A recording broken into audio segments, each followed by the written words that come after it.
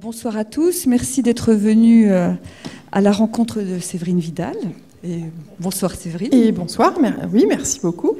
Merci à toi d'avoir accepté notre invitation. Tu es arrivée hier à Montpellier et tu commences dès aujourd'hui un long marathon puisque tu vas passer la semaine à Montpellier où tu vas rencontrer quand même 6 classes, hein, c'est ça? Ah, plus fort, il faut que je parle plus fort? Il faut que je crie? Oui, 6 classes. Voilà. Demain, tu vas animer un atelier d'écriture à la médiathèque Émile Zola. Alors, il est complet, donc tu es grand succès. Et puis, la rencontre de ce soir. Et puis, vendredi, nous allons te libérer. Tu pourras retourner chez toi. Voilà, puisque c'est chez toi, là, dans cette belle maison à la campagne. Oui, je suis très bien accueillie dans cette médiathèque par une équipe. Je pense que leur but est de me... Je pense que c'était un pari qu'elles ont fait, c'est laquelle me fera pleurer en premier. Donc derrière, il y a des photos de chez moi. Elles ont mis une playlist avec que des musiques que j'aime bien. Là, c'est des chanteurs et des auteurs que j'aime beaucoup. Bref, merci pour l'accueil. C'est vrai que je ne vais pas vouloir repartir. Enfin, si, quand même. Alors, pour ceux qui ne te connaissent pas, je vais essayer brièvement de te présenter. J'espère ne pas dire trop de bêtises. Voilà, on peut dire que depuis ton plus jeune âge, tu es passionné d'écriture, puisque je crois que tu as écrit très jeune des poèmes pour la naissance de ton petit frère. Ça, c'est vrai, ça. C'est vrai. Voilà. Après, tu as écrit des chansons rock avec tes cousines. Hein, ouais, un groupe de rock. Oui, le groupe de rock avec des fausses guitares en bois, voilà. sans cordes, mais oui, tout à fait. Voilà, j'ai vu une photo. Après, tu as peut-être un peu moins écrit. Plus du tout. Plus du tout, voilà. Pendant 30 ans. À cause de tes études, tu as fait d'autres choses. Oui, j'ai plus pensé. Voilà, puis c'est revenu. Tu es devenu professeur des écoles. Là, tu as commencé à écrire avec tes élèves, pour tes élèves. Et puis un jour, tu as écrit un roman et tu t'es dit...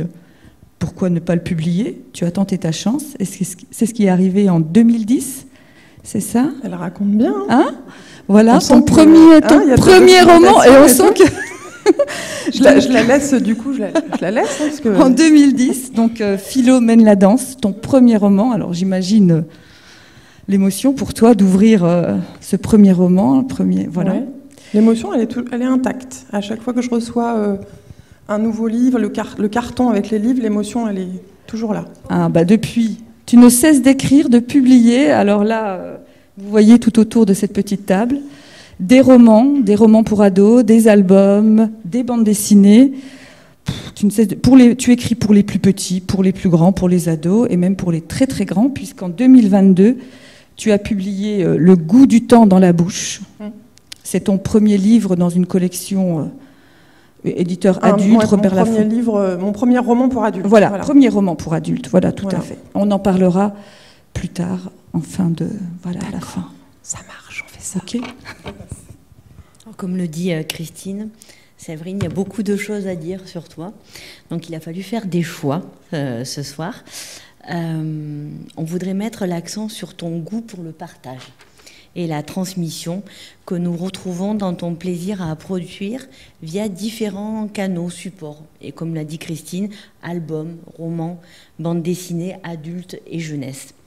Ta générosité et ton ingéniosité à créer du contact avec ton lectorat ou ceux en devenir par le biais d'ateliers d'écriture, par un blog, qui étaient les balbutiements des tout premiers réseaux sociaux. Et puis maintenant, on peut te traquer sur Instagram, récupérer des photos. Ouais.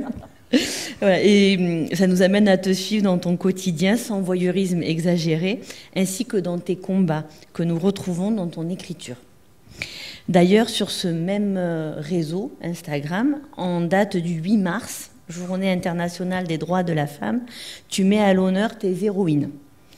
Je cite, des filles, des femmes qui luttent contre les préjugés, les interdictions, les inégalités, les ragots, les violences, qui luttent pour survivre, qui portent plainte, qui se défendent et qui militent. Ce soir, à notre manière, nous aimerions mettre en avant, sur ce paravent, donc, Lucie, Nadua, Yvonne, Ange, Esmé, Pénélope, Romane, Greta, Autumn, Mona et peut-être la plus connue d'entre elles, si ce n'est de par son nom, George Sand. Alors, George Sand, voilà. Vous découvrez donc l'illustration de la magnifique BD de Séverine Vidal, illustrée par Kim Consigny. Alors, moi, j'adore la couverture. Voilà, je trouve que c'est magnifique. Et donc, tu as publié cette BD en 2020, George Sand, fille du siècle. Et puis, après, en 2021, tu as eu envie... En 2021, la BD. Ah, pardon. Ah oui, je me suis trompée. C'est pas grave, je juste... Je me suis trompée. C'est pas trop grave, là. Oh là là, zut. Bon, donc en 2021, ouais. La BD, c'est ça ? C'est ça. Et en 2020, tu avais publié auparavant un roman pour ados. En 2022. En 2022. Ah ben alors juste là, après. Le roman est après. En 2022, le roman après. Ouais, voilà. Un roman pour les adolescents oui. où tu racontes la vie de George Sand, une des plus grandes autrices ouais. du 19e siècle. C'est vrai. Quand même. Jusqu'à ce qu'elle choisisse son pseudonyme. Voilà. Je la laisse au moment où... C'était une question, voilà, tout à fait. George Sand, la BD, donc la vie tout entière. Oui, de ses 4 ans jusqu'à sa mort. 330 planches vraiment consacrées à la vie de George Sand. Ses combats, ses amours, évidemment son métier, ses combats politiques aussi, parce qu'il y en a eu de nombreux au 19e. Et donc avec Kim Consigny. Et puis l'année d'après, une maison d'édition, Rajo, m'a demandé, puisque j'avais vraisemblablement toute la documentation sous la main, si j'étais d'accord pour en faire un roman pour ados, enfin un roman, une biographie romancée, de sa naissance jusqu'au moment où elle choisit, donc Aurore Dupin choisit de s'appeler George Sand, de prendre donc un pseudonyme d'homme, pour avoir le droit et l'occasion de faire connaître son travail. Voilà, ça s'arrête à la publication de son premier roman, Indiana. Exactement. Ouais. Voilà. Et pour cette BD-là, comment est venue cette envie de s'emparer de ce personnage de George Sand ? George Sand, en fait, moi je l'avais... Évidemment, je crois que quand j'étais petite, j'avais dû lire un de ses romans. Je l'avais oublié. D'ailleurs, elle était assez oubliée. Et un été, un ami de mon fils m'a offert une de ses biographies, une biographie de Joseph Barry. Je l'ai lue en quelques jours et je me suis tout de suite vraiment dit que ça ferait... moi, je suis une grande lectrice de BD, j'aime beaucoup les BD biographiques et donc je me suis dit que voilà, je me faisais ce cadeau, j'allais le faire. Donc après, ça a été, je dirais, entre 18 mois et 2 ans de recherche et d'écriture du scénario, parce qu'évidemment...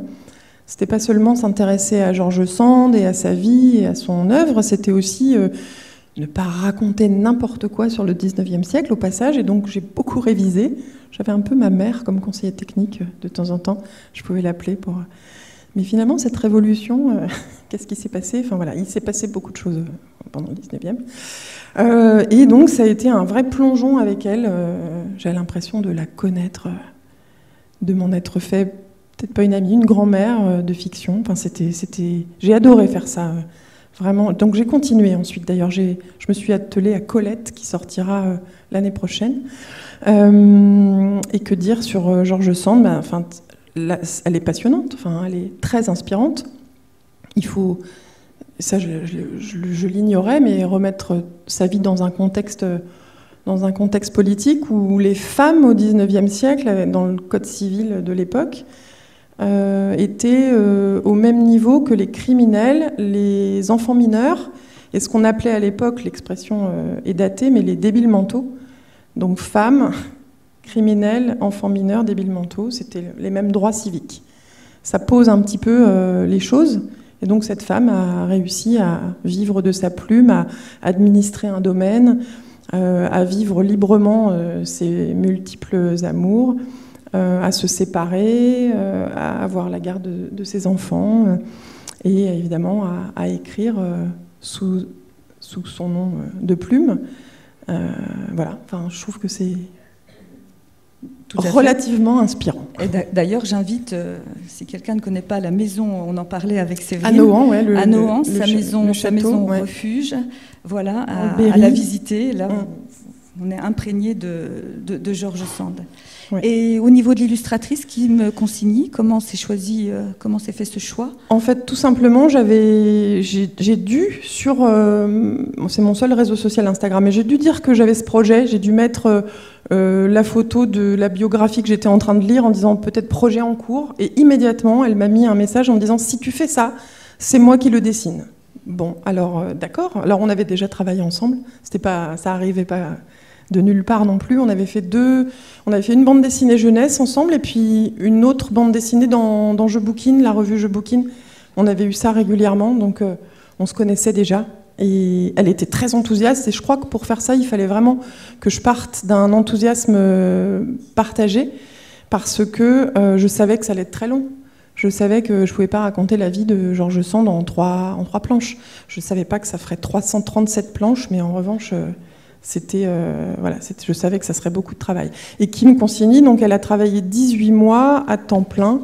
Je crois qu'elle s'accordait ses dimanches, mais c'est un sacré boulot. Voilà, donc, c'est comme ça que ça s'est passé. Ce qui est intéressant aussi dans cette bande dessinée, c'est le fait que tu mets des vrais extraits de l'histoire de ma vie de George Sand aussi. Ouais. Donc du coup, ça apporte. On a aussi l'écriture de George Sand qui est habilement. Ouais. Voilà. Ça, il fallait qu'on puisse entendre aussi son style, sa façon d'écrire. En fait, ça, c'est son autobiographie, Histoire de ma vie. Mais elle a beaucoup. Elle a fait des coupes. Enfin, elle n'a pas tout raconté, loin de là. Donc, quand on lit Histoire de ma vie, il n'y a rien pratiquement sur ses amours, donc c'était pas suffisant. C'est pas du tout l'adaptation en BD de son autobiographie, parce qu'il fallait aussi raconter beaucoup de choses qu'elle a au soir de sa vie voulu un peu masquer. Voilà. Donc elle a vécu aussi très librement des histoires d'amour diverses avec des.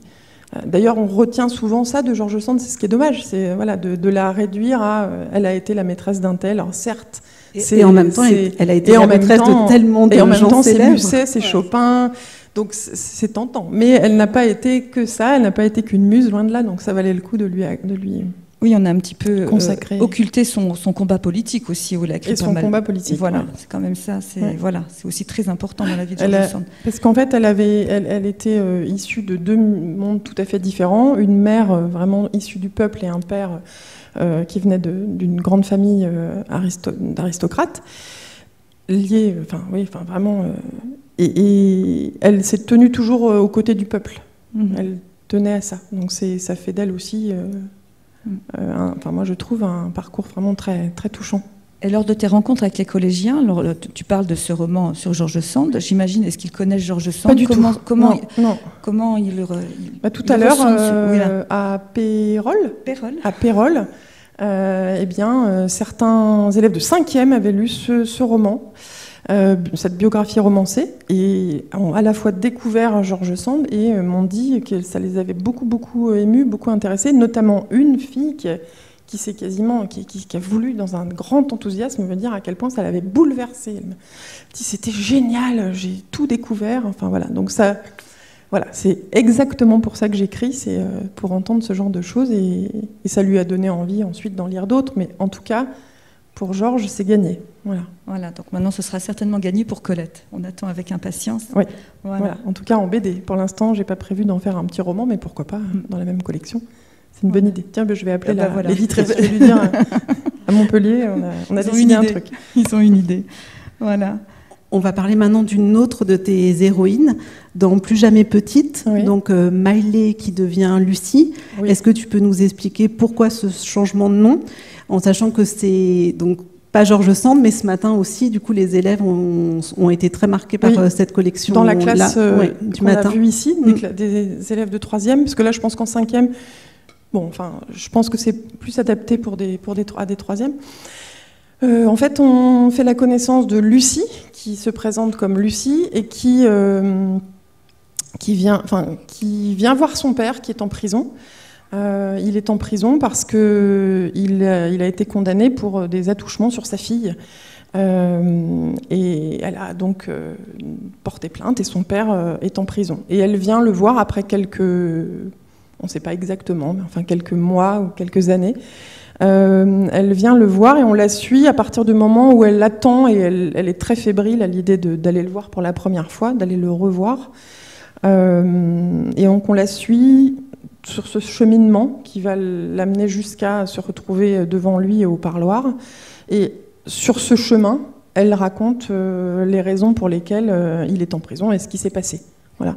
Et ce qui donne beaucoup de force, c'est ces allers-retours entre le passé et aujourd'hui où elle l'attend pour lui dire une dernière fois ce qu'elle a à lui dire. Oui, elle n'y va pas du tout pour se réconcilier, elle n'y va pas du tout pour lui dire qu'elle le pardonne, elle y va au contraire pour se présenter à lui, et elle va mieux et elle veut l'éclabousser de sa lumière. Voilà. Et donc elle a changé. Ta question c'était ça, et elle a changé le prénom que lui avait choisi quand elle est née, un prénom qu'elle n'aime pas, et donc elle en choisit un, le prénom Lucie, pour ça, pour dire que elle a arrêté de se cacher et d'être dans le silence et dans l'obscurité pour lui. Voilà. Je crois que c'est ça son expression. C'est un roman qui était déjà sorti une première fois en 2011. Dans 2010, c'est une de mes premières publications. Et puis la maison d'édition n'existe plus. Et donc j'ai eu l'occasion cette année de le ressortir dans une nouvelle collection. J'ai modifié quelques passages parce qu'en 12 ans, en 13 ans, sur ces questions, on a quand même beaucoup évolué, on a appris beaucoup de choses et on a plus conscience, je pense, du poids du silence et donc aussi du nombre de personnes que ça touche. Question d'inceste. Et donc j'ai modifié quelques passages. Mais je suis très contente qu'ils sortent dans cette collection pour ados, qui peut être écoutée également, puisqu'il y a une comédienne qui lit le texte que vous pouvez écouter juste en téléchargeant une petite application. Et donc c'est un livre qui peut aussi s'écouter. Voilà. Donc pour certains, je l'ai constaté aussi dans les classes, pour certains non-lecteurs, c'est quand même une plongée dans les livres. Oui, d'ailleurs, tu en as écrit plusieurs dans cette collection, trois dans cette collection, et on l'a vu ce matin, ils sont énormément lus ou écoutés, donc c'est vrai que c'est vraiment super. Autre héroïne, on continue. Alors là, vous découvrez la couverture de cette BD qui est parue, je ne sais plus dire quand, c'est 2022. Oui, c'est 2022. Oui, j'essaye de me rattraper. Non, Nadua. C'est vrai c'était très grave comme... Je vais pas endormir de la nuit. Oh. Illustré par Vincent Sorel. Je vais dire, mais c'est pas possible. Oui. Voilà, donc Nadua, vous voyez cette couverture avec ce regard qui nous transperce, moi, quand j'ai vu la première fois cette BD, la couverture m'a. On a l'impression qu'elle nous regarde et qu'elle nous juge. Qu'elle nous juge, qu'elle dit « Regardez ce que vous m'avez fait ». Donc Nadua, c'est l'histoire vraie de Cynthia Ann Parker dont tu t'es emparée. Pour ceux qui connaissent, d'où la présence de cette affiche de film, La prisonnière du désert de John Ford, qui est inspirée de la vie de Cynthia Ann Parker, qui a été enlevée enfant par des Comanches, qui a vécu plus de 25 ans, voilà, qui a épousé un Comanche, qui a eu des enfants et qui une seconde fois a été arraché à cette nouvelle famille pour revenir à sa famille d'origine. Sauf que Nadua, Nadua est devenue indienne, elle est devenue Nadua. De Cynthia Ann Parker, elle est devenue Nadua. Et elle ne parle pas sa langue, et voilà. C'est vraiment un arrachement pour elle. Alors, première question assez simple, pourquoi s'être emparée de cette histoire et d'en faire une BD? D'où vient cette envie? Alors, pour Nadua, c'est différent. J'avais lu le roman d'une de mes consoeurs qui s'appelle Nathalie Bernard et qui a écrit un roman qui s'appelle Le Dernier sur la plaine, qui raconte la vie de Quanah Parker, le fils de Nadua. Et en fait, elle évoquait comme ça cette femme. Donc j'ai été me renseigner, j'ai aimé le roman, j'ai été regarder un peu. Et puis je me suis souvenue effectivement d'abord de ce western que j'avais regardé avec mon père à l'époque où il existait cette émission présentée par Eddie Mitchell, La Dernière Séance. La Dernière Séance. Voilà. Et puis d'autres lectures, La Captive aux yeux clairs. Voilà, et je me suis dit, mais en fait, elle a inspiré beaucoup d'œuvres. Danse avec les loups aussi est inspirée de sa vie. Mais finalement, on ne la connaît pas. Donc, je suis allée regarder ce que je pouvais trouver sur elle. Alors, pas grand-chose. Un fascicule publié dans une faculté aux États-Unis que j'ai commandé, que j'ai reçu en anglais. C'est tout ce que j'ai pu trouver. Et à partir de ça et des lectures que j'avais faites donc de ces romans, j'ai essayé de reconstituer un peu sa vie. Alors il y a une part de fiction quand même dans Nadua, puisque j'ai inventé un personnage, le personnage de cette petite fille, Annabelle, qui permet de faire le lien avec Nadua, parce qu'évidemment il y a des passages qu'on ne connaît pas. C'est son fils beaucoup qui a raconté la vie de sa mère, donc on a pas mal de choses qu'on ne sait pas. Et donc j'ai trouvé ce moyen qu'elle puisse se raconter. Elle a confiance dans cette petite fille et finalement elle se raconte par le dessin.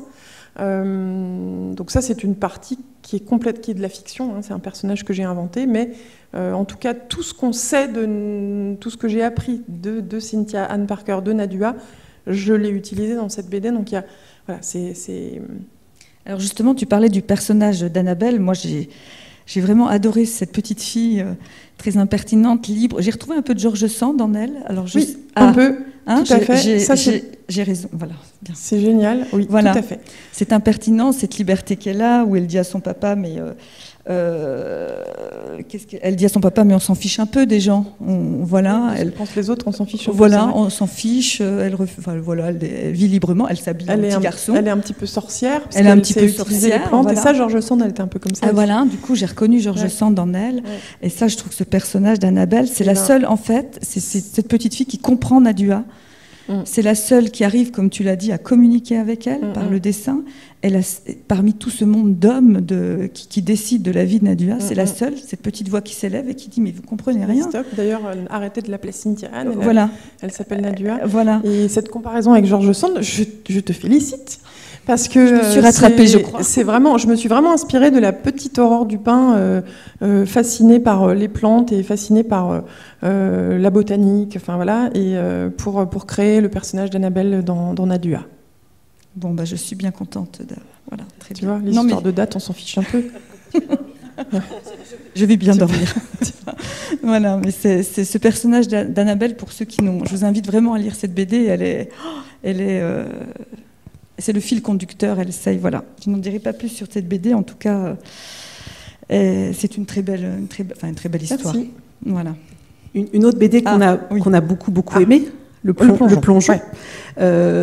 Du coup, c'est ta doyenne dans tes héroïnes, Yvonne. Oui, je pense. On peut dire ça. Hein. On peut dire ça. Donc, Yvonne, en fait, c'est quelqu'un qui décide de quitter sa maison. C'est sa propre décision pour entrer dans un EHPAD.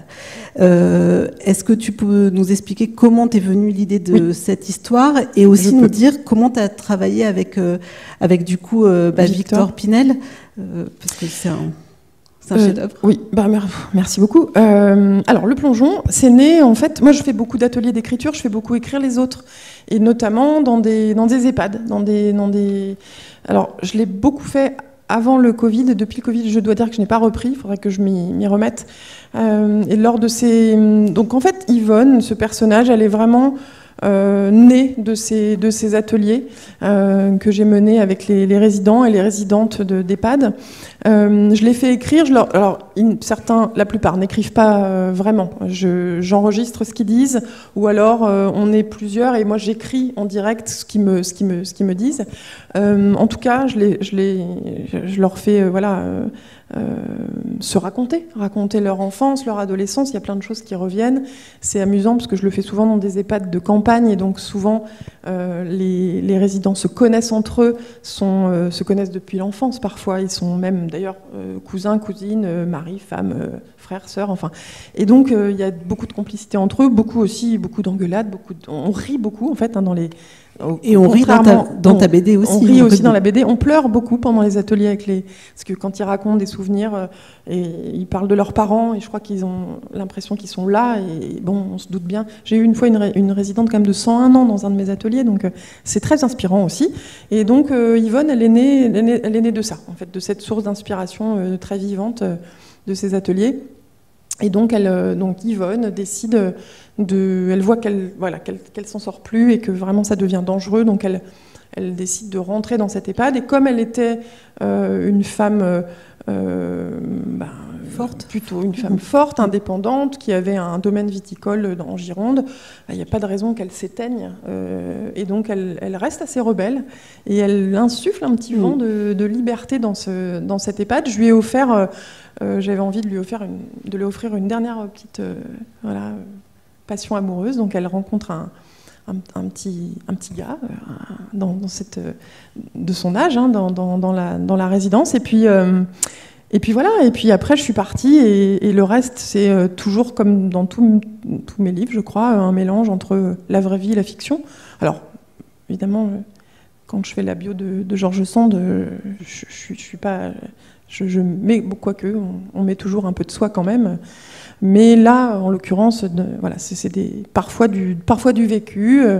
Et donc, avec Victor, ça s'est super bien passé. C'est un dessinateur espagnol qui, au départ, c'est notre 3e BD ensemble. Au départ, il parlait pas du tout français. Il se faisait traduire mes scénarios par sa copine. Et ensuite, il est venu à Angoulême 6 mois pour apprendre le français. Et puis maintenant, il écrit même ses scénarios tout seul. Donc maintenant, je peux même plus compter sur lui pour dessiner parce qu'il se débrouille tout seul pour écrire ses scénarios en français. Et cette BD, c'était une belle aventure parce que je lui ai expliqué ce que je voulais faire. Il a tout de suite dit qu'il était d'accord. Et en discutant, il m'a parlé de ses grands-parents. Et je lui ai demandé s'il pouvait me les prêter pour la BD. Donc en fait, ses grands-parents sont dans l'histoire. C'est ce couple, en fait, dont la femme vient déposer un jour son mari fugueur qui a la maladie d'Alzheimer et il fugue. Elle n'en peut plus. Elle vient... Le déposer, c'est à la fois douloureux et soulageant pour elle. Et il m'a dit, il m'a raconté cette histoire-là, et je lui ai dit vraiment, ça aura sa place dans la BD. Donc il m'a prêté ses grands-parents espagnols. Voilà. Donc, et puis après, comme on travaille ensemble, moi j'écris un scénario très découpé. Donc j'écris un scénario où je décris planche par planche, case par case, tout ce que je vois, tout ce que je veux dans la BD. Je vais évidemment écrire les dialogues. Je parle aussi de cadrage, je dis plan d'ensemble de la résidence, case d'après, je sais pas moi, gros plan sur tel personnage. Enfin voilà, j'essaye dans ma tête, ça se passe un petit peu comme c'est très imagé, très cinématographique, donc je le transcris comme ça en découpage. Et puis ensuite, lui, s'en empare, il va changer des choses, il va pas rester... ça l'enferme pas non plus, mais on travaille comme ça Est-ce que tu voulais qu'il y ait cette représentation des corps nus, des corps... Ah oui, alors j'ai choisi Victor parce que je savais qu'il allait trouver une façon sans tabou, mais sans voyeurisme non plus, parce que je voulais aussi qu'on voit cette femme, elle a 80 ans, et on la voit à certains moments nue face à son miroir. C'est un moment où elle vient de faire visiter sa maison parce qu'elle a mis sa maison en vente, évidemment. La dame de l'agence immobilière a dit que le lieu était je vais pas retrouver l'expression, pas dans son jus, mais il y a tout à refaire. Enfin, c'est quoi ça? Tu peux... De beaux volumes. De beaux volumes, mais tout est à refaire. Elle vient d'entendre ça à propos de sa maison, elle prend sa douche, elle se regarde et elle se dit il y a de beaux volumes mais il y a tout à refaire. Bon, finalement, et je savais que Victor allait trouver une façon de dessiner qui ne serait pas, qui resterait juste ce que j'avais envie, entre pas de tabou mais pas de voyeurisme non plus. Et de la même façon pour quelques scènes d'amour, parce que vraiment, je voulais pas que ça soit. Enfin, j'ai aussi écrit cette BD parce que j'avais entendu une émission sur France Culture où un couple était tombé amoureux en EHPAD et la famille de la femme avait pris peur et l'avait retiré de cette EHPAD, l'avait changé en fait d'établissement. Et on entendait ce monsieur de 92 ans désespéré d'amour en fait, parce qu'on lui avait, sans lui expliquer, du jour au lendemain, il avait plus on va dire sa fiancée. Enfin, et ça m'avait bouleversée. Après, je comprends aussi, on peut tout comprendre, la famille. Et puis Voilà, mais je voulais aussi parler de ça, de ce tabou que ça peut être. Puis là, il la sauve, puisqu'elle dit elle tombait et qu'en fait... Oui, voilà. Bah, elle faisait que tomber, et puis cette histoire lui permet de... Voilà, C'est pour ça que dans l'illustration qu'on a choisie, du coup, bah...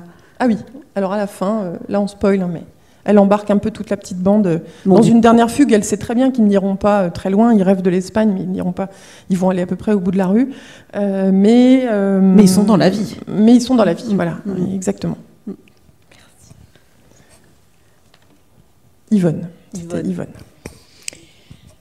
Et si nous parlions maintenant d'Esmé et Ange? On peut. Dans ton roman jeunesse, Sous ta peau le feu. Mais avant, j'aimerais qu'on parle du contexte d'écriture. Oui. Nous sommes début 2020. Nous sommes en mars 2020.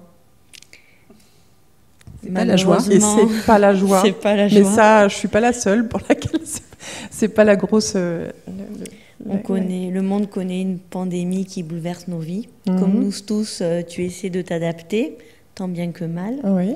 Même si l'écriture, c'est pas trop ça à ce moment-là. Impossible, ouais, impossible. Bah, en fait, plus de librairie pendant 2 mois quand même. Hein, quand vous êtes autrice, auteur, on a l'impression de ne plus avoir de métier. On ne sait pas pour qui on écrit. C'était vraiment très très angoissant. Voilà. Donc moi j'ai arrêté d'écrire pendant 9 mois à partir de mars 2020. Et c'est revenu grâce à ces personnages. Et donc vient cette idée de recherche sur la variole. Alors oui, je voulais écrire sur une épidémie. Pour que tu nous en dises plus. Non, c'est vraiment ça. C'était ma question que tu développes. Je voulais écrire sur ce qu'on vivait tous là collectivement. Puis c'était trop tôt pour parler du Covid. J'avais aucun recul et donc je le sentais pas du tout d'écrire sur ça. J'étais encore beaucoup trop dans entre la stupéfaction, la sidération. C'était un peu ça là qu'on a tous ressenti. Même s'il y avait des choses, on en a parlé tout à l'heure, qui pouvaient être belles aussi. Tous mes enfants sont revenus vivre à la maison. Il y avait un côté gai. Enfin, parce qu'on est dans un coin on a la chance d'être dans un coin où. Mais quand même, voilà, il y avait beaucoup d'angoisse. Et donc je me suis dit, tiens, cherchons une autre épidémie. Donc j'ai fait des petites recherches et puis j'ai trouvé que la variole, c'était super sympa. La variole, ça me permettait de décaler ça dans le temps. Et là, on a un peu plus de recul, donc c'est au XVIIIe siècle. C'était aussi toute une réflexion sur la variolisation, les premiers vaccins. Donc ça, c'était très intéressant. Puis j'ignorais tout, moi, de cette histoire. Donc c'était une sacrée prise de risque à l'époque de tenter ça. Et donc, comme je le fais souvent, je suis partie de mes personnages. Donc j'ai créé ces 2 personnages, Ange et Esmé. Et comme d'habitude, je pense à une structure narrative, à une histoire, et puis après je commence à écrire, et là, tout est bouleversé par les personnages, parce que j'y crois à 100%, que je les suis, et que je me laisse embarquer avec mes personnages. Et là, pour Ange et Esmé, typiquement, il s'est passé qu'en plein milieu de l'écriture du roman, j'ai découvert qui était un des 2 personnages, qui n'était pas ce qu'on pensait. Voilà.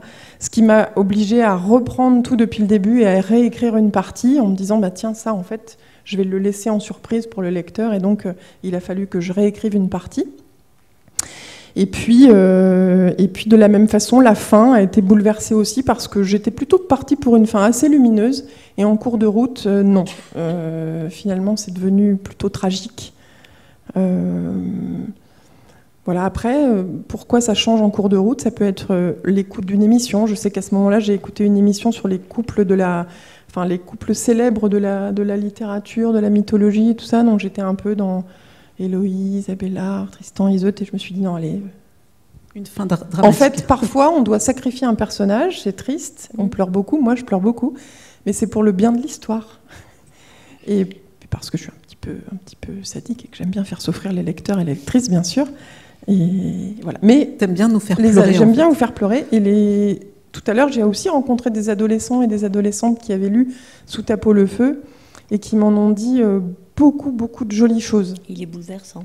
Merci. Il est bouleversant parce que j'ai découvert son contexte. Dans quel contexte, quand est-ce que tu l'avais écrit? Donc il y avait cette notion d'utiliser déjà la variole dans le passé pour mieux apprivoiser le Covid et le comprendre également, parce que les problèmes de vaccination, on les retrouve à différentes étapes dans le temps. Et les deux personnages de Esmé et Ange, c'est pareil, c'est des considérations du XVIIIe siècle sur la place de la femme dans la société, aussi, les professions qu'elle peut exercer, les notions de mœurs, les pénalisations, on n'en dira pas davantage, mais et aujourd'hui, il y a cet écho. Est-ce que les choses ont changé ? Il y a eu d'autres étapes de franchie, mais il y a toujours des questions qui se posent sur la place de la femme ou ailleurs dans le travail, et aussi sur les genres et la manière de vivre. Pour Ange, en l'occurrence, c'est l'idée de devenir médecin, et on constate. Bon, là, j'ai spoilé. Avec ce livre, c'est difficile d'en parler sans divulgacher. En tout cas, oui, il y a ça aussi, la place de la femme, notamment par rapport à l'exercice de la médecine, qui était absolument interdit pour les femmes au XVIIIe. Et puis, je pensais à quelque chose d'autre. Oui, c'était... C'était aussi... ça résonnait avec notre époque. Parce que c'était aussi, qu'est-ce que c'est de tomber amoureux pendant une épidémie ? Ça s'est arrivé. Donc là, il n'y avait pas les masques, etc. Mais enfin, c'était d'autres considérations. Et donc ça, je l'ai approché par l'oblique, en parlant d'une autre époque, mais en parlant quand même de maintenant. Et c'est Cécile Beck qui a fait la magnifique illustration de couverture. Alors, c'est pareil, la couverture en elle-même, ça pourrait spoiler un peu l'histoire. On a essayé de faire que je la trouve tellement belle. Ça soit pas trop... Où voilà, la nuit couvre les personnages, et en même temps, on sent la tension du feu sous la peau. C'est à double sens, je trouve, le titre aussi. Oui, tout à fait. Voilà. Donc, grâce à... C'est comme ça que j'ai pas eu à chercher un autre métier. Parce que j'y ai pensé, franchement, j'y ai pensé. Je regardais les petites annonces.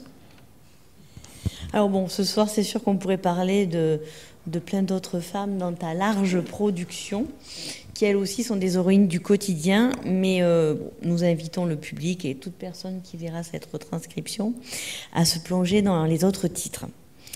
Pourtant, il y a un autre personnage féminin, si on en croit son genre, qui mérite d'être abordé en seconde partie de notre rencontre.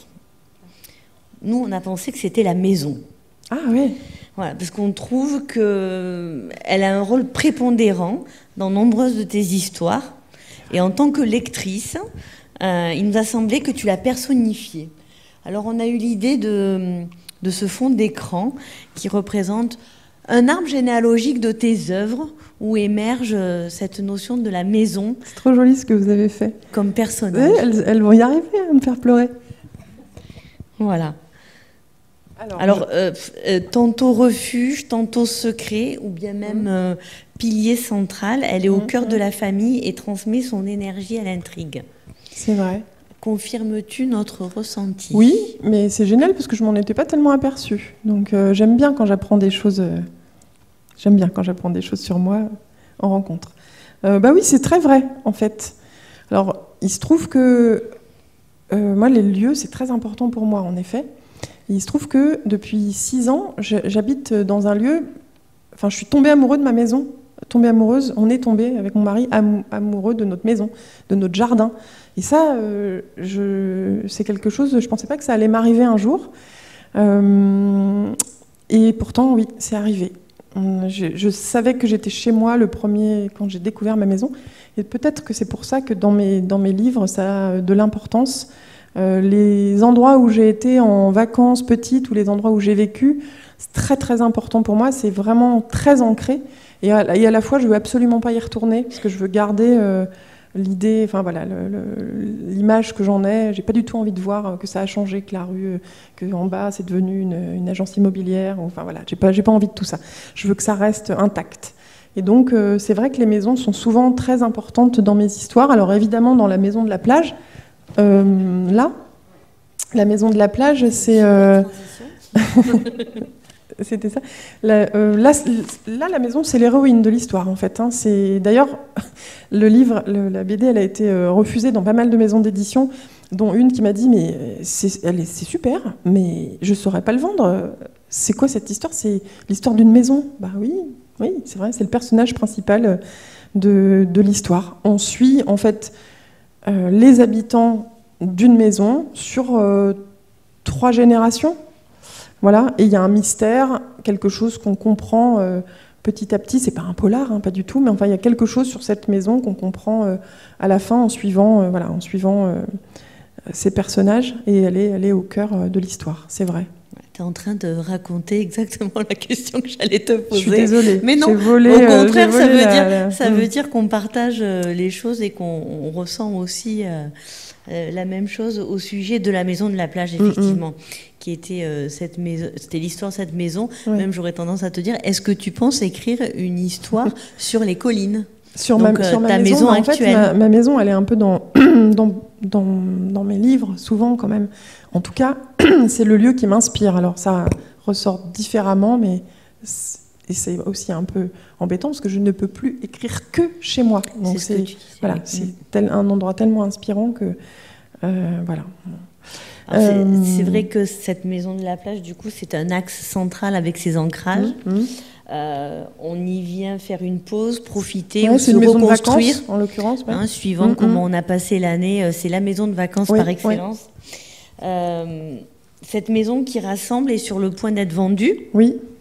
Et car un des membres veut récupérer sa part, et cela crée une fracture et j'ai l'impression une urgence à se replonger avec nostalgie dans les détails des souvenirs. Ouais. Donc la question qu'on aurait aimé te poser, c'est est-ce que tu peux nous parler de ton travail de découpage en plusieurs parties de cette histoire via les analepses? En fait, qui amène à nous montrer que cette maison a eu plusieurs vies. Ah oui, elle a vraiment plusieurs vies. Le passé se mêle avec un fil invisible au présent. Donc il y a un petit... Bon, je disais tout à l'heure, c'est pas un polar non plus, mais il y a un petit mystère, quelque chose qui s'est transmis, on ne sait pas par qui, on ne sait pas comment, autour de cette maison. Et donc on a un aller-retour comme ça entre nos jours, puisque ça démarre avec... ça se passe plutôt de nos jours. Un des personnages décide de venir y passer un moment. Elle est enceinte et elle voudrait en fait passer du temps, cette fois pratiquement s'installer dans sa maison d'enfance. Et puis on fait des bonds dans le passé en fait. On découvre qui y a vécu en premier dans cette maison-là, enfin en premier en tout cas, qui y a vécu dans les années, ça démarre dans les années 60, et puis qui y a vécu ensuite, qui a racheté la maison un peu plus tard, et qui est cette femme qui passe devant la maison tous les jours à midi. À 11h55. À 11h55. Pas midi? Je croyais que c'était 11h55. Moi j'ai midi en tête. Moi j'ai midi en tête. Pas 5 minutes avant. Moi je crois que c'est midi, mais peut-être que c'est 11h55. Je voudrais pas que tu t'empêches de dormir pour ça, en tout cas ce soir ça vaut pas le coup. Moi je crois que c'est midi. On s'est midi sur les dates et les chiffres. On a décrété que c'était midi. Voilà, et donc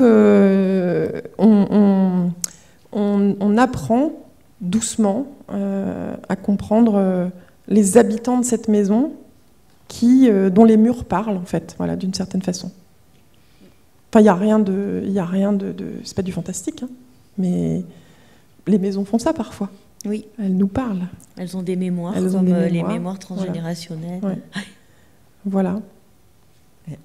Elle me regarde, ça veut dire que c'est à mon tour. Cet enchaînement visuel. Enchaînement est parfait, puisque la maison de la plage, on retrouve dans ton roman adulte Le goût du temps dans la bouche. On retrouve la maison aussi. Apparemment, il y a eu 2-3 post-it qui ont été... Oui, non, mais... C'est plus des post-it. Oh, excusez-moi, oui, mais j'avais tellement de choses. Moi, c'est un roman qui m'a passionnée. C'est un roman choral où il y a plusieurs voix qui parlent déjà. C'est un roman, c'est comme une saga familiale. Tu parlais de plusieurs générations dans la maison de la plage. Là, il y a 4 générations. Ça va de 1954 même un peu. Là, 1913, ouais, oui, le premier. Oui, 1950. Ah oui, mais c'était pour pas. Oui. Ah, t'es plus forte que moi. Ouais. Ah oui, c'était pour pas. Spolier. Bon, allez. Oui, j'avais fait. C'est moi. Bon, 1913. Il y a avec des retours en arrière. Voilà, entre plusieurs époques, plusieurs personnages, un mystère, un secret, un énorme secret, une voix aussi qui s'élève de temps en temps, on ne sait une voix mystérieuse, on n'en dira pas plus. Ça se lit un peu comme un polar, et c'est comme un puzzle en fait. Et il y a une pièce qui manque, et dans cette famille, il y a quelque chose qui ne va pas, parce qu'il y a un secret, il y a une pièce qui manque, une pièce manquante.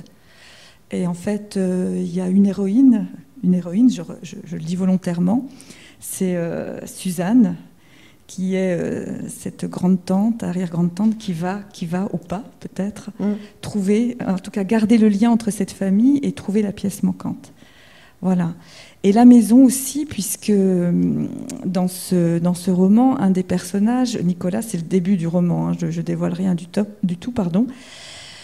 Il s'est exilé en Suède suite à quelque chose. Il s'est coupé de sa famille. Il ne donne plus de nouvelles de sa famille. Il dit qu'il n'en a pas, d'ailleurs. Il dit qu'il n'a pas de famille.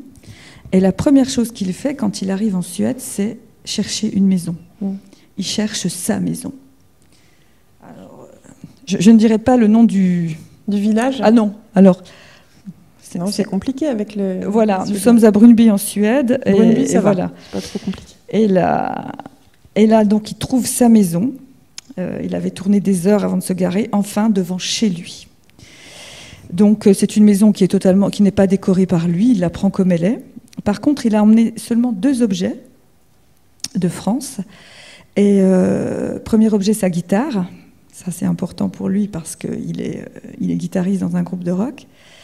Et puis, il a emmené sa chaise d'enfant. Et il la pose à côté de son lit. Et ça sera sa table de nuit. Alors je me suis dit, mais pourquoi cette chaise d'enfant ? C'est le seul objet, oui. C'est pour dire, voilà, Il suffit parfois d'un seul objet pour se sentir chez soi. Il suffit d'emmener un tout petit peu de son enfance, en l'occurrence.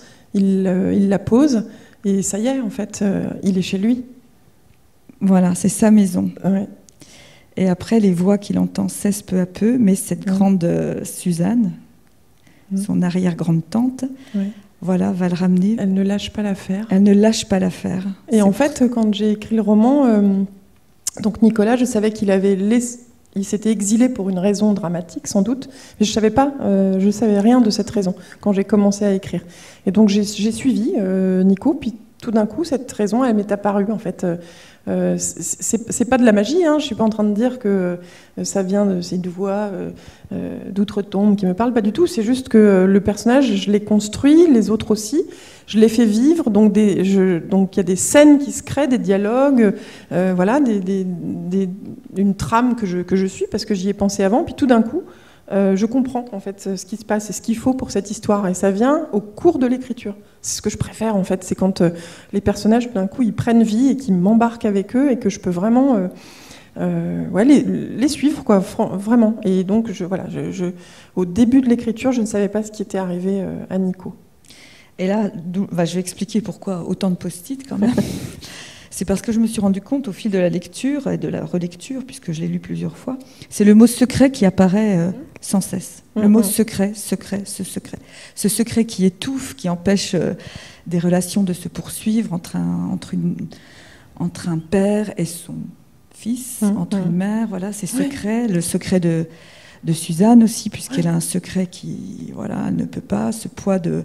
Ça, c'est secret, mais ça c'est un livre sur ça, sur sur les non-dits dans une famille, voilà. Et ce qui ruisselle en fait sur les générations suivantes, parce que rien n'est nommé, rien n'est dit, et donc ça continue à faire souffrir parce que rien n'est dit, et ça finit même par se lire sur les peaux, puisque voilà, il y a un personnage qui le vit physiquement, voilà. Donc c'est depuis que je fais quelques rencontres avec ce livre-là, je m'aperçois des secrets et des non-dits, il y en a dans toutes les familles. C'est ce que j'allais dire. Et d'ailleurs, en discutant à chaque fois, à la fin, il y a des gens qui viennent me raconter leurs secrets à eux, et ce qui est la révélation dans leur famille. Et c'est un livre sur ça.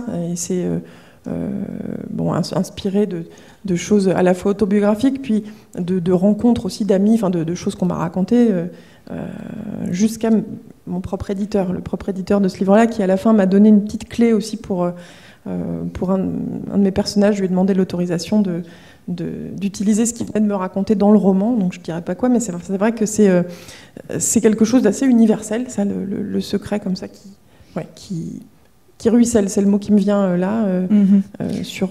Oui, surtout, c'est vrai que je voulais pas le dire, mais le roman débute un peu en 1913, et là, le poids du secret.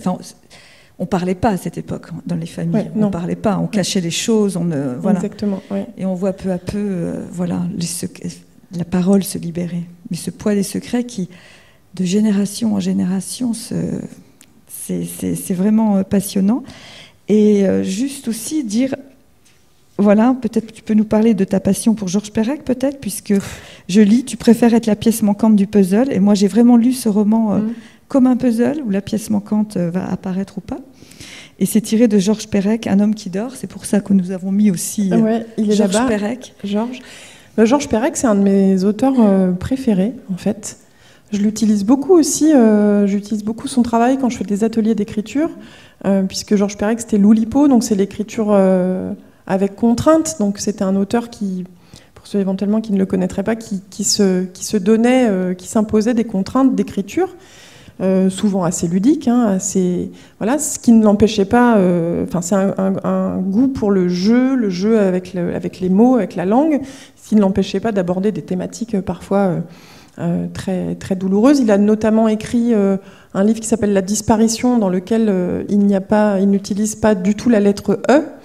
Et cette lettre manquante, en fait, tout ce livre-là, finalement, il parle d'une autre forme de disparition, il parle de la Shoah, tout simplement. Donc c'est une façon d'aborder des thèmes puissants et sensibles, mais aussi, je dirais, sans se prendre au sérieux, et avec toujours ce souci de la contrainte, finalement, qui libère l'imaginaire, au lieu de l'enfermer. Et ça, en atelier, ça fonctionne bien. Donc j'aime beaucoup, beaucoup, beaucoup lire et faire écrire les autres avec Georges Perec.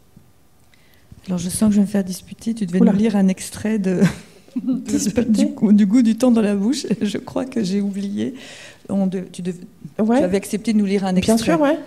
Voilà. Si tu te souviens, c'était page 44. Je te mets la page. Eh bien, ça marche. Voilà. Pourquoi tu vas te faire disputer? C'était avant, donc j'aurais dû faire. Décidément, je ne vais pas dormir cette nuit. Pourquoi? Non, là, j'ai... je le prends où? Tiens, là. Alors. Évidemment, ils sont ravis d'échapper aux haricots blancs, de sortir un peu des diables rouges et de marcher vers le village. La dernière fois qu'ils sont allés manger chez Nono, c'était pour l'anniversaire de Jean. Il a dit « Ce sera mon cadeau. Je n'ai besoin de rien d'autre. » Le serveur était confiant. Ce jour-là, le coefficient de marée était bas, alors ils pouvaient s'installer à leur table préférée, avec vue sur la mer. Jean et Prudence, assis l'un collé à l'autre, on aurait dit deux moineaux. Une journée paisible, de celle où on laisse l'acidité derrière soi, les agacements, où on s'accommode. Ils riaient tous en passant la commande, les vagues tapaient fort sur les rochers derrière la terrasse du restaurant. Même le patron pensait que tout irait bien. C'est au moment où on leur servait l'apéritif qu'une vague plus puissante que les autres a déferlé. L'eau est vite montée et leurs pieds ont été vite mouillés. Jean tenait sa femme contre lui. « J'ai les chaussettes trempées, mais le cœur au chaud !» Il a lancé aussi « On boit le verre de Pinot et on s'en va !» Paniqués, le serveur et Nono ont jailli des cuisines et obligé tout le monde à quitter la terrasse en vitesse. « Ne glissez pas, ne glissez pas !» Très rapidement, il y avait 10 cm d'eau dans la salle et les clients s'échappaient, leur assiette de moule à la main. Toute la famille, Luc en tête, a filé dehors se remettre les pieds au sec. Il ne restait plus que Jean et Prudence à l'intérieur, têtus, assis à leur table, les mocassins dans l'eau salée. Ils trinquaient, les yeux dans les yeux. Prudence a ri, sa tête balançait en arrière, quelques boucles grises s'échappant de sa barrette. C'est seulement après la seconde vague, le pantalon de Jean relevé aux genoux, la jupe de Prudence baignant dans les remous, seulement après la seconde vague qu'ils ont fini par rejoindre les autres. Des trompes d'eau, le courant fort qui s'enroule autour des pieds de table, une corbeille de pain flottante, un petit chaos, une lame de fond. Deux vieux qui oublient que certains jours, ils se détestent. Prudence l'a dit, et elle a été claire, on ne peut pas jeter toute une vie aux ordures. Le pyjama reste où il est, avec son odeur de vétiver et de cuir, de sueur, de menthe, son odeur d'alcool fort et de secrets bien gardés. J'arrête là peut-être ? Et de secrets bien gardés. Oui, c'est... En plus, c'est bien, il y a le mot secret, donc ça justifie en fait, mes post-it. Ça passe au moment où là, suite à un décès, on doit vider la maison, faire des tris dans les affaires. Il y a toujours dans les familles des teams différentes. Il y a la team on jette tout, il y a la team on garde tout, et il y a la team on fait des tas et on donnera un peu à Emmaüs. Voilà, ça c'est du vécu, ça. Oui. Moi, je suis dans la team on jette Prudence, tout. elle veut tout garder en plus. Elle veut tout garder. Et ils avaient bien stocké aussi dans cette maison. Ils avaient bien stocké. C'est la maison familiale aussi, les Diables Rouges, voilà, qui s'apparentent à la maison de la plage. Voilà. Elle est encombrée de souvenirs. Effectivement, cette maison a de multiples facettes dans tes ouvrages. Et bien qu'on arrive un peu au terme de cette rencontre qui a un format avec une durée limitée, on va quand même prendre le temps de dire deux mots sur tes bandes dessinées dans l'actualité. Un monde si grand, qui est l'adaptation bande dessinée de ton roman jeunesse Pépot, oui. Et Les Pays d'Amir. Donc une bande dessinée d'un réfugié syrien, cuisinier de métier, et dont nous suivons l'arrivée en France en même temps que nous imaginons déguster des recettes de son pays inscrites dans la bande dessinée et qui elle-même participe à cette envie de transmettre, cette nécessité de conscience et de faire évoluer aussi les mentalités. Voilà. Les Pays d'Amir, ouais, c'est une BD qui est aussi beaucoup, qui est née de rencontres et d'ateliers d'écriture que je mène avec des migrants et notamment avec des adolescents migrants dans des classes d'élèves allophones qui s'appellent UPE2A et à qui je fais raconter, s'ils le souhaitent, leur exil. Et donc là, on fait la connaissance d'Amir au travers, en effet, des recettes de cuisine de son enfance, toujours associées à un souvenir. J'ai plus de voix. Et j'ai plus d'eau d'ailleurs. Voilà, merci. Et en fait, la cuisine, j'ai utilisé là la cuisine, ça aurait pu être la musique ou je sais pas, l'humour, mais la cuisine m'a semblé être une façon de raconter l'être humain qu'est Amir, au-delà de son statut de réfugié, qui il est avec ses souvenirs d'enfance et ses émotions et sa mémoire douloureuse aussi, puisqu'il a dû partir de son pays natal. Et à la fin, j'ai demandé à la maison d'édition en fait de retranscrire sur cette page-là la parole des jeunes qui ont bien voulu se confier lors d'ateliers. Donc voilà, je leur avais promis d'en faire quelque chose. Évidemment, l'histoire d'Amir là, est une fiction, mais je voulais leur donner l'occasion de pouvoir lire ce qu'ils ont. Je dis entendre parce que c'était l'écriture de podcast, donc ça a d'abord été entendu, mais là, comme ça, voilà, noir sur blanc, on a ces témoignages qui sont émouvants. Et puis Un monde si grand, alors c'est effectivement l'adaptation d'une BD jeunesse, mais c'est dans un label qui s'adresse aux adultes comme aux adolescents. C'est le nouveau label chez Bayard, qui s'appelle Bayard Graphique. Alors, Les Pays d'Amir, c'est dessiné par Adrian Huelba, et Un monde si grand, c'est dessiné par Élodie Durand. Et alors là, on change complètement de registre. Là, c'est plutôt une BD drôle en fait, avec des choses sensibles aussi, mais c'est un adolescent un peu lunaire qui se retrouve un matin avec son neveu et sa nièce sur les bras parce que sa sœur lui a laissé ses enfants. Elle lui dit qu'elle reviendra bientôt et qu'il faut qu'il s'en occupe un moment. Et il s'est jamais occupé de ses neveux, ils sont tout petits, il sait absolument pas comment faire. Ça se passe dans un camping complètement défraîchi vers Perpignan.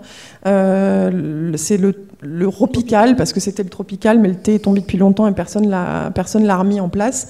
Et donc, c'est une solidarité complètement un peu brutale, un peu brouillonne, qui s'organise autour de Pépot, et tout le monde l'aide à sa façon pour se sortir de ce moment qui va le faire évidemment grandir.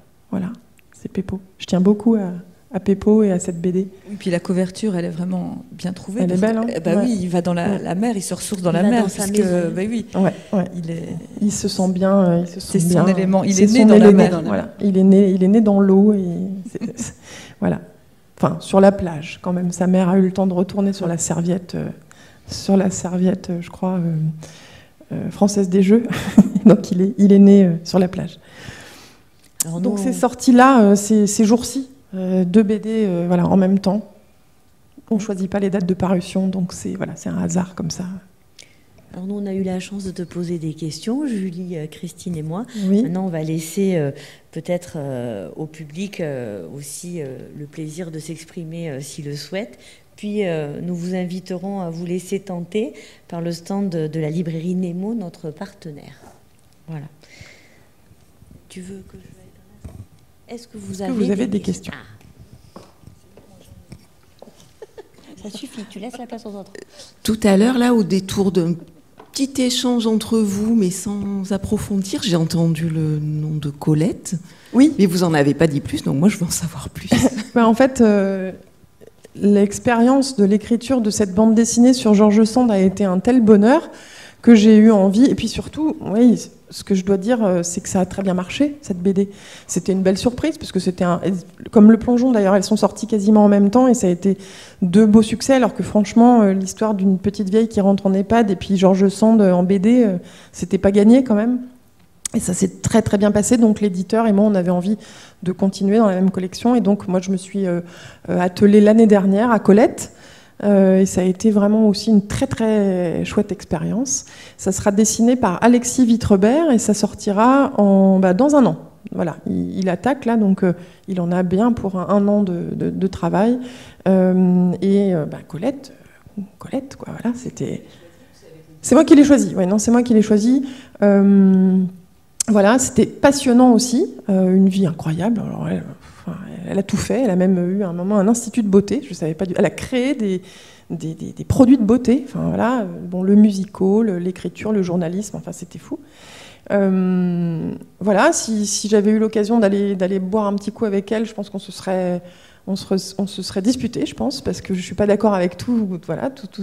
Il y a eu des moments où c'était moins évident que pour George Sand, mais très très intéressant aussi. Elle est passionnante, Colette. Voilà, il y a des passages qui, de nos jours, passent un peu moins, des moments de sa vie, notamment quelques années où après avoir épousé le père, elle a une relation avec son beau-fils, qui est adolescent. Donc ça démarre quand il a 16 ans, elle en a 40. On a beau remettre dans le contexte... j'aurais eu cette petite discussion avec Colette. Non mais dis donc.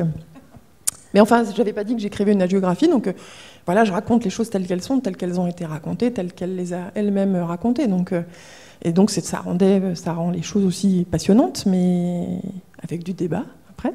Et c'était donc ça va être, je pense, dans la même collection, une BD. Alors un tout petit peu moins mais quand même 250 pages. C'est pareil, elle a vraiment une vie absolument incroyable. Donc on la découvrira, je pense, en juin 2024. Voilà. Moi, j'ai une autre question, j'en profite. Non, juste une.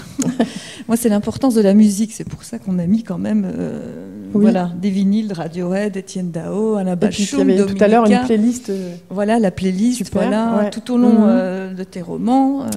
Enfin voilà, j'ai l'impression que tu as envie toujours de partager, de dire voilà j'aime ça, ou j'écoute, ou alors tu écoutes quand tu écris. Alors moi j'écris en musique, j'écris en musique toujours. Alors je n'écris, en plus j'écoute pas forcément, j'écoute des chansons. Alors une chanson que je choisis et que j'écoute en boucle pendant toute l'écriture du roman, surtout pour les romans. Donc c'est très particulier. Mais ma famille, ils m'ont acheté un casque parce que en fait c'était insupportable. Hein. J'écoute peut-être 500 fois la même chanson. Je l'entends plus en fait. Ça me met dans une sorte de bulle qui me permet de me concentrer sur ce roman. Je mets parfois longtemps à choisir la chanson qui va porter. Voilà. En général, c'est 1 ou 2 chansons par roman, donc c'est très important pour moi. Et quand c'est adapté, alors évidemment dans Sous ta peau le feu, pas du tout, parce que je pouvais difficilement citer Étienne Dao ou voilà, les chanteurs contemporains dans Sous ta peau le feu, mais quand ça se passe de nos jours, j'aime bien, oui, effectivement, comme ça. Je trouve que c'est aussi une façon de comprendre qui sont les gens, de donner des tout petits détails. Par la musique, on peut comprendre beaucoup, et puis, alors pas seulement la musique, mais parfois c'est un geste qui revient chez ce personnage, et dans Le goût du temps dans la bouche, c'est le tout petit détail, souvent les gens m'en parlent, c'est la brioche avec les grains de sucre. Et finalement, il y a un des personnages qui attrape les petits grains de sucre en les attrapant comme ça sur la table. C'est un petit détail, mais en fait, je me suis aperçue que ça disait beaucoup du personnage et que c'est par ces détails-là, moi, que je pense on s'attache à tel ou tel personnage. En tout cas, on m'en parle souvent, cette histoire de petits grains de sucre et de brioche. Et donc la musique, c'est aussi une façon de comprendre qui sont les gens. Et donc quelqu'un qu'on aime, il y a la playlist à la fin, ou au début d'ailleurs, plutôt au début. Et on peut d'ailleurs sur YouTube écouter la playlist de mon roman en écoutant le roman ou pas. Voilà. Merci beaucoup pour cette rencontre. Moi, j'ai une question il y a quelque chose qui m'intrigue beaucoup dans votre parcours, parce que c'est à rebours de ce qu'on entend habituellement. Souvent, quand on assiste à des rencontres ou quand on écoute des écrivains, ils ont tout le temps écrit et tout ça. C'est quelque chose de très... voilà, qui a toujours... comment dire, accompagner leur existence. Donc, moi, ça m'intrigue beaucoup, c'est cette chose que vous racontez, que pendant 30 ans, vous n'avez pas écrit. Alors, j'aimerais savoir... ce que j'ai fait pendant ce temps. Voilà, qu'est-ce qui s'est passé pendant... non, c'est qu'est-ce qui fait que... Est-ce qu'il y a un déclic? Est-ce qu'il y a quelque chose qui, à un moment donné... Enfin, voilà, je suis très intriguée par cette espèce de silence d'écriture, en fait, qui est complètement inédit, je trouve. Enfin, voilà. Alors, donc oui, j'écrivais un peu quand j'étais vraiment toute petite, puis après plus du tout pendant 30 ans, puis à nouveau, on peut dire beaucoup, puisque là, j'ai écrit depuis 13 ans. Mon premier livre, c'est 2010, j'avais déjà 40 ans quand il est sorti, et depuis, j'ai publié 140 livres, donc je pense que c'était le moment de m'y mettre. J'avais 2-3 trucs à dire. C'est beaucoup, je pense, lié. Alors d'abord, il y a des petits déclics. Là, c'est vraiment dans le cadre de mon métier, le fait de faire beaucoup écrire mes élèves. J'y prenais goût aussi. Je me suis aperçue que, j'ai repris goût finalement petit à petit. Puis c'est lié beaucoup aussi à mon histoire personnelle et au fait que, un petit peu comme dans Le goût du temps dans la bouche, parfois il y a des choses qui sont tues. Des secrets, des choses comme ça qui font que on n'ose pas parler et donc on n'ose pas écrire et puis tout d'un coup par l'écriture ça se libère et ça va mieux et et donc je pense que c'est beaucoup lié à mon histoire personnelle, voilà. Merci. Et est-ce que pendant 30 ans vous lisiez beaucoup? Beaucoup, ouais, je lisais beaucoup. Donc, ouais. Je lis encore beaucoup, mais peut-être un peu moins maintenant que j'écris. Bizarrement. Merci. Merci. Bonsoir, merci beaucoup pour cette rencontre. Moi, j'avais une petite question. Est-ce que vous avez un processus d'écriture vraiment parce que vous parliez de musique, vous parliez de vos inspirations, des personnages que vous avez envie d'écrire et tout ça, mais est-ce que vous avez, je sais pas, peut-être que des fois vous avez des syndromes de la page blanche et donc vous utilisez des jeux comme Georges Perec, vous disiez que vous aimiez beaucoup travailler avec des outils pour débloquer l'écriture, et du coup je me disais, mais est-ce que vous avez votre petit votre petit outil d'écriture personnel? Alors j'utilise beaucoup effectivement l'Oulipo et tout ce travail-là pour les ateliers d'écriture. Moi, c'est vrai que je me l'applique pas à moi en particulier.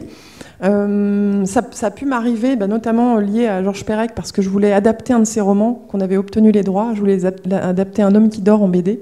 Le dessinateur a fait les dessins, c'était Barou, et puis finalement ça s'est pas fait pour des histoires justement de droit. Et donc on s'est retrouvé avec les dessins. Les 90 dessins de Barou tirés de Georges Perec, de Un homme qui dort. Et donc, avec ma co-autrice, on a pris les dessins et on a inventé une autre histoire avec les mêmes dessins. Alors, il a dû en refaire un peu, il y a des dessins qu'on n'a pas gardés, mais enfin, on a dû inventer. La BD s'appelle La Belle Absente. Donc, on a inventé une toute autre histoire à partir des mêmes dessins. C'était une sacrée contrainte. Mais enfin, à part cet exemple-là, ma routine de travail, c'est plutôt, moi, de faire vraiment... D'abord, j'ai toujours plusieurs histoires en cours. Ça, c'est assez particulier, mais à part pour Le goût du temps dans la bouche, où je m'étais accordé 3 mois pour ne faire que ça, sinon le reste du temps, là, en ce moment, je travaille sur 6, 7 histoires. Donc, il y a ça. Donc, ça foisonne un peu, c'est assez bouillonnant. Voilà. Après, j'ai d'abord une phase où je n'écris pas du tout, c'est dans les carnets, ou même d'ailleurs, c'est dans ma tête, et on a l'impression que je fais rien, je suis assise dans mon jardin, mais en fait, les personnages, ils commencent déjà à me raconter pas mal de trucs. Et une fois que j'ai vraiment...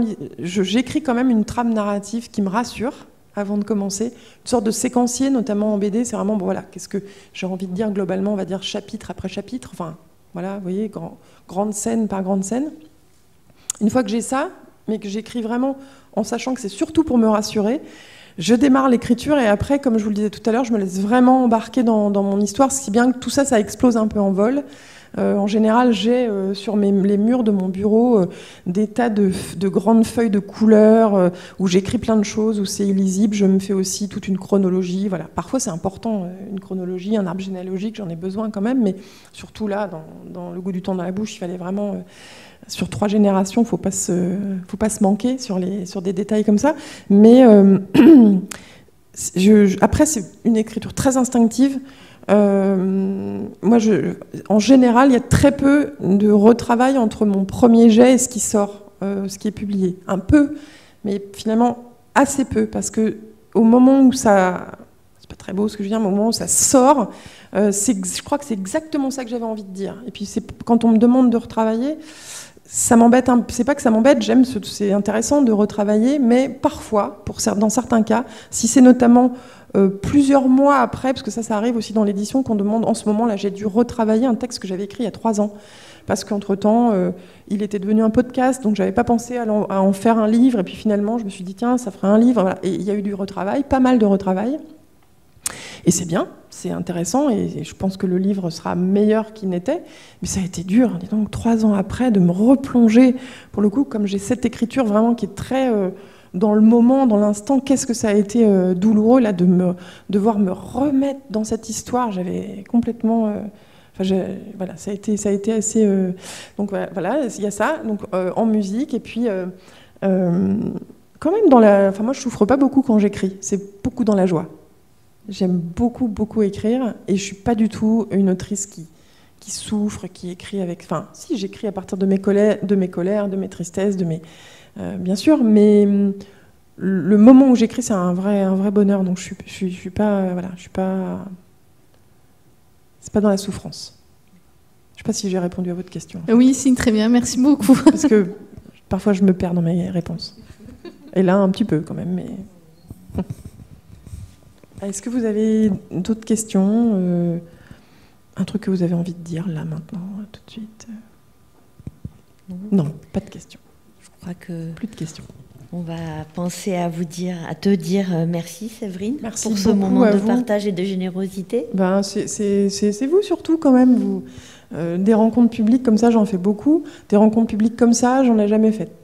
Franchement, Cette équipe, Alors, vous avez des il n'y a pas que les personnes en or. que tu vois, il y a aussi j'imagine bien. Lisa sur le côté à la technique. Avec la playlist. Il y a notre régisseur Jean-Marc. Oui.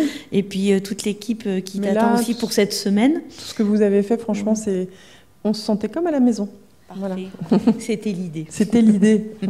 Donc je vous rappelle que vous pouvez acheter des livres auprès de Geneviève de la librairie Nemo. Et puis je suis là pour les dédicacer. Et Séverine, se fera un plaisir de vous les dédicacer. Merci de votre venue. Merci beaucoup, merci à vous. Merci.